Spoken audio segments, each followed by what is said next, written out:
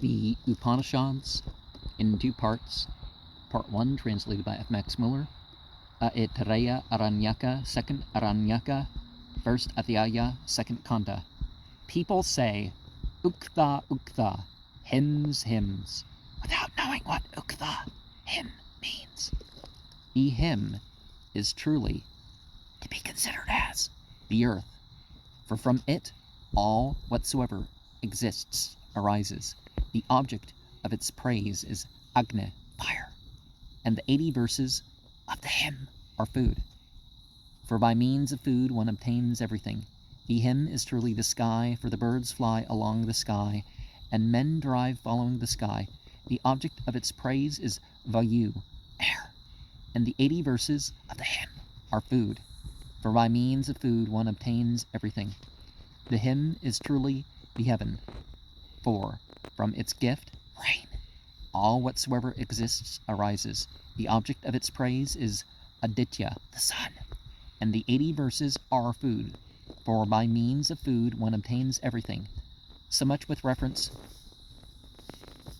to the beings, mythological. Now with reference to man, physiological. The hymn is truly man. He is great. He is Pragapate. Let him think, I am the hymn. The hymn is his mouth. As before, in the case of the earth, the object of its praise is speech, and the 80 verses of the hymn are food. For by means of food he obtains everything. The hymn is the nostrils, as before in the case of the sky. The object of its praise is breath, and the 80 verses of the hymn are food. For by means of food he obtains everything. The slight bent at the root of the nose is, as it were, the place of the brilliant Aditya, the sun. The hymn is the forehead, as before in the case of heaven. The object of its praise is the eye, and the 80 verses of the hymn are food. For by means of food he obtains everything. The 80 verses of the hymn are alike with food, with reference to the light beings as well as with reference to man. For all these beings breathe and live by means of food indeed. By food, even in homes and so on. He conquers this world. By food, even in sacrifice, he conquers the other. Therefore, the 80 verses of the hymn are alike food with reference to the light beings as well as with reference to man. All this that is food and all this that consumes food is only the earth, for from the earth arises all whatever there is, and all that goes hence dies on earth. Heaven consumes it all, and all that goes thence returns from heaven to a new life. The earth consumes it all. That earth is thus both food and the consumer. He also, the true worshipper, meditates on himself as being the Uktha, is both consumer and consumed, subject and object. No one possesses that which he does not eat, are the things which do not eat him. And just like these charts where there's the sun or the moon or whatever being associated with the part of the body, this is what's going on with this. The commentator explains that Uktha as that from which the favor of entities arises.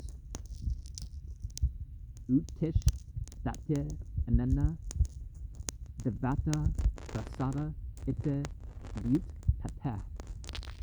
The object is now shown that the Uktha are hymns used at the Mahabharata ceremony has a deeper meaning than it seems to have, and that its highest aim is Brahman, not however the highest Brahman, but Brahman considered as life. Prana. As a master who lives by his servants, while his servants live by him. And of course, ultimate deity is beyond these qualities, so beyond me. But what one personally can obtain are what some beings that others may decide to worship may obtain. Servants of the servants and all that. and he's translated these paragraphs as much as possible according to the commentator, and F. Max Muller doubts whether either in the original or in the interpretation of the commentator they yield any very definite sense. They are vague speculations, vague at least to us, though intended by the Brahmins to give a deeper meaning to certain ceremonial observances connected with the Mahabharata.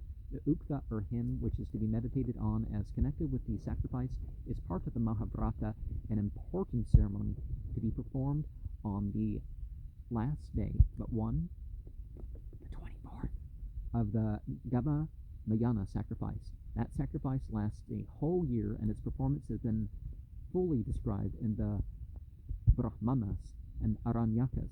But while the ordinary performer of the Mahabharata has simply to recite the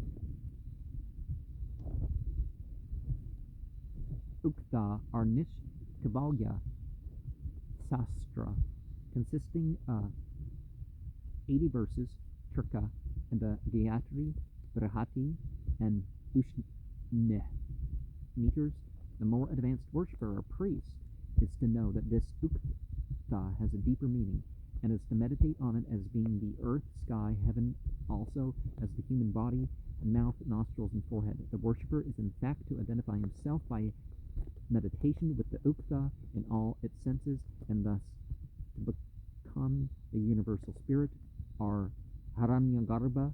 By this process he becomes the consumer and the consumed, the subject and the object of everything, while another sacrificer, not knowing this, remains in his limited individual sphere, or as the text expresses it, does not possess what he cannot eat, perceive, or what can't eat him, perceive him. The last sentence is explained differently by the commentator, but in a connection with the whole passage, it seems to me to be more unintelligible, if interpreted as I have proposed to interpret it. And Haranmaya is going to be a play on words. We're going to see in the next talk.